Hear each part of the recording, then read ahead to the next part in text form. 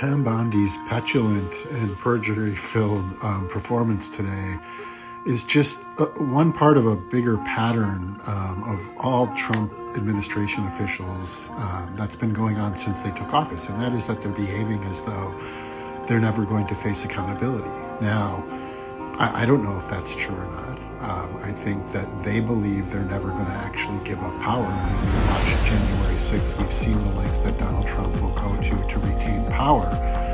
We've seen the kind of unitary executive theory that Republicans have been hyping for decades, which concentrates all of the power in the hands of the president.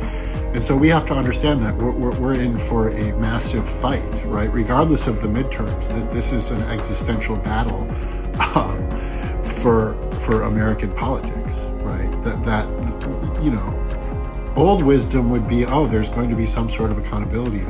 We live under a system of law and order. There's checks and balances, but are there? We have to prepare for the fact that they are not going to surrender power without a fight. That's what all of this behavior says. And because these are all narcissists, psychopaths, and sociopaths, we have to understand that the more outlandish their behavior gets, right, the more lawless it gets, the more violent it gets, the steeper the penalties will be if they ever give up power, which means the attempts to hold power will be correlated to just how depraved all of this bullshit gets, right? When you force a narcissist into a corner, they don't back down, they don't say they're sorry, they lash out, they tear everything down.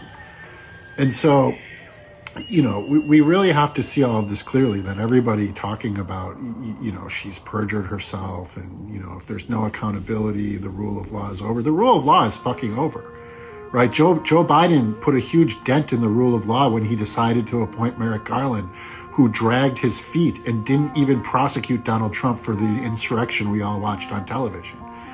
And so, you know, everybody from the citizens to the politicians have to understand, the Trumpist Republicans do not believe in the legitimacy of anybody else to rule. And they have all sorts of people in place